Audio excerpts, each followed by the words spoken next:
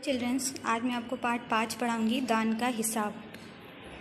एक राजा था। यूँ तो राजा जी लकदक कपड़े पहनकर हज़ारों रुपए खर्च करते रहते थे, पर दान के वक्त उनकी मुट्ठी बंद हो जाती थी, एक अठन्नी तक ना निकलती थी। मतलब कि एक राजा थे जो अपने कपड़ों पर तो बहुत खर्च करते थे, मगर दान अगर देने की बात होती थी तो वो किसी को भी कुछ भी दान में नहीं देते थे।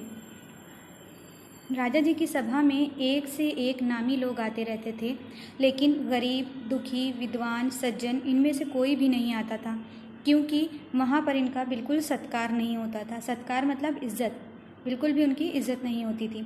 एक बार उस देश में अकाल पड़ गया। पश्चिमी सीमा के लोग भूखे प्यासे मरने लगे। राजा के पास खबर आई। वे बोले, ये तो भगवान की मार है, इसमें मेरा क्या कसूर। लोगों ने कहा, महाराज, राज भंडार से हमारी सहायता करने की कृपा करें, जिससे हम लोग दूसरे देशों से अनाज खरीदकर अपनी जान बचा सकें। राजा ने कहा, आज तुम लोग अकाल से पीड़ित हो, कल पता चलेगा कहीं बाढ़ आई है, परसों सुनूंगा कहीं के लोग बड़े गरीब हैं, 2 वक्त की रोटी नहीं जुटती। इस तरह सभी की सहायता करते करते जब राज भंडार ख़त्म हो जाएगा, तब खुद मैं ही दिवालिया हो जाऊंगा।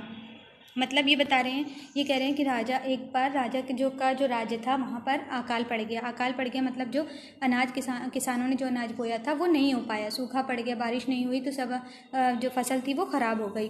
तो उसके कारण वहाँ अकाल पड़ गया, लोग भूखे मरने लगे। जब वहाँ के लोग राजा के पास गए कि राज भंडार से हमें कुछ अनाज दे दिया जाए, कुछ पैसा दे दिया जाए, तो हम दूसरे राज्य से अनाज खरीद कर अपना पेट भर सकें। तो राजा ने कहा कि ये तो भगवान की मार है, मतलब भगवान ने ऐसा किया है, इसमें हम क्या करें, मेरा क्या कसूर है, मेरी कोई गलती नहीं है। और आज तुम कह रहे हो कि तुम अकाल से पीड़ित हो, कल कहोगे बाढ़ आ गई, कोई कहेगा हम बहुत गरीब हैं, खा नहीं पा रहे हैं। तो इस तरह तो मेरा जो राज भंडार है, जो राजा का पूरा पैसा है, वो सब खत्म हो जाएगा। तो वो राजा फिर क्या करेगा, दिवालिया मतलब पागल सा फिरेगा। ये सुनकर सभी लोग वहाँ से लौट गए। ये सुन सभी निराश होकर लौट गए, मतलब सभी निराश हो गए, दुखी हो गए और वहाँ से लौट गए। इधर अकाल का प्रकोप फैलता ही जा रहा था। प्रतिदिन कितने ही लोग भूख से मरने लगे। लोग फिर राजा के पास पहुँचे। उन्होंने सभा में गुहार लगाई, दुहाई महाराज, आपसे ज़्यादा कुछ नहीं चाहते, सिर्फ 20,000 रुपये हमें दे दें तो हम आधा पेट खाकर भी जिंदा रह जाएंगे। मतलब जब अकाल का और भी प्रकोप बढ़ता गया, जो लोगों के पास जमा कुछ भी अनाज था वो सब जब खत्म हो गया, तब लोग फिर राजा के पास गए और उन्होंने कहा कि जो है हमें राजा कुछ हमें ज़्यादा नहीं, बस हमें 20,000 रुपये दे दीजिए, ताकि हम सब आधा पेट भी खाकर जीवित रह लेंगे। तो उस पर राजा ने कहा, 20,000 रुपये भी क्या तुम्हें बहुत कम लग रहे हैं, और उतने कष्ट से जीवित रहकर लाभ ही क्या है, मतलब आधे खाना खाकर तुम जियोगे तो इससे क्या मतलब बनता है तुम्हारा। एक व्यक्ति ने कहा, भगवान की कृपा से करोड़ों रुपए राजकोष में मौजूद हैं, जैसे धन का सागर हो, उसमें से एक आध लोटा ले जाने से महाराज का क्या नुकसान हो जाएगा। राजा ने कहा, राजकोष में अधिक धन है तो क्या उसे दोनों हाथों से लुटा दूं। एक अन्य व्यक्ति ने कहा, महल में प्रतिदिन लाखों रुपए इन सुगंधित वस्त्रों, मनोरंजन और महल की सजावट में खर्च होते हैं। यदि इन रुपयों में से ही थोड़ा सा धन ज़रूरतमंदों को मिल जाए तो उन दुखियों की जान बच जाएगी। ये सुनकर राजा क्रोधित हो गया। वो गुस्से से बोला, खुद भिखारी होकर मुझे उपदेश दे रहे हो, मेरा रुपया है, मैं चाहे उसे उबाल कर खाऊं चाहे तल कर, मेरी मर्जी। तुम अगर इसी तरह बकवास करोगे तो मुश्किल में पड़ जाओगे, इसलिए इसी वक्त तुम चुपचाप खिसक जाओ मतलब चले जाओ। राजा को क्रोध में देखकर लोग वहाँ से भाग खड़े हुए। राजा हंसते हुए बोला, छोटे मुंह बड़ी बात, अगर 200-400 रुपये होते तो एक बार सोच भी सकता था, पहरेदारों की खुराक 2-4 दिन कम कर देता और ये रकम पूरी भी हो जाती, मगर 100-200 से इन लोगों का पेट नहीं भरेगा, पूरे 20,000 मांग बैठे। छोटे लोगों के कारण नाक में दम हो गया है। ये सुनकर वहाँ उपस्थित लोग हाँ हूँ कहकर रह गए। मन ही मन उन्होंने भी सोचा, राजा ने ये ठीक नहीं किया, ज़रूरतमंदों की सहायता करना तो राजा का कर्तव्य है। 3 दिन बाद न जाने कहाँ से एक बूढ़ा सन्यासी राजसभा में आया। उसने राजा को आशीर्वाद देते हुए कहा, दाताकर्ण महाराज, बड़ी दूर से आपकी खयाती मतलब तारीफ सुनकर आया हूँ, सन्यासी की इच्छा भी पूरी कर दें। अपनी प्रशंसा सुनकर राजा बोला, ज़रा पता तो चले तुम्हें क्या चाहिए, यदि थोड़ा कम मांगो तो शायद मिल भी जाए। सन्यासी ने कहा, मैं तो सन्यासी हूँ, मैं अधिक धन का क्या करूँगा, मैं राजकोष से 18 दिन तक बहुत मामूली भिक्षा प्रतिदिन लेना चाहता हूँ। मेरा भिक्षा लेने का नियम इस प्रकार है, मैं पहले दिन जो लेता हूँ दूसरे दिन उसका दुगना, तीसरे दिन उसका दुगना, फिर चौथे दिन तीसरे दिन का दुगना, इसी तरह से प्रतिदिन लेता जाता हूँ। भिक्षा लेने का मेरा यही तरीका है। राजा बोला, तरीका तो समझ आ गया, मगर पहले दिन कितना लेंगे, यही असली बात है। 2-4 रुपयों से पेट भर जाए तो अच्छी बात है, मगर एकदम से 50-100 मांगने लगे तब तो 18 दिन में काफ़ी बड़ी रकम हो जाएगी। सन्यासी ने हंसते हुए कहा, महाराज मैं लोभी नहीं हूँ, आज मुझे 1 रुपया दीजिए, फिर 20 दिन तक दुगने करके देते रहने का हुक्म दे दीजिए। ये सुनकर राजा, मंत्री और दरबारी सभी की जान में जान आई। राजा ने हुक्म दे दिया कि सन्यासी के कहे अनुसार 18 दिन तक राजकोष से उन्हें भिक्षा दी जाती रहे। सन्यासी राजा की जय जयकार करते हुए घर लौट गए। राजा के आदेश के अनुसार राजभंडारी प्रतिदिन हिसाब करके सन्यासी को भिक्षा देने लगे।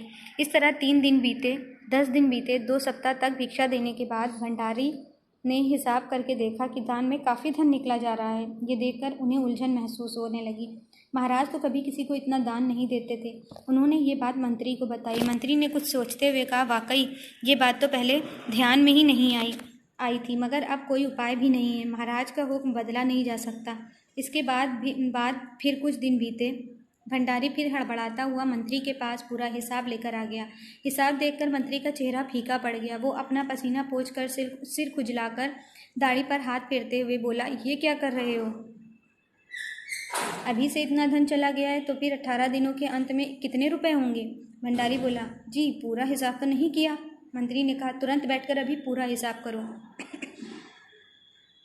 भंडारी हिसाब करने बैठ गया। मंत्री महोदय अपने माथे पर बर्फ की पट्टी लगाकर तेजी से पंखा झलवाने लगे। कुछ ही देर में भंडारी ने पूरा हिसाब कर लिया।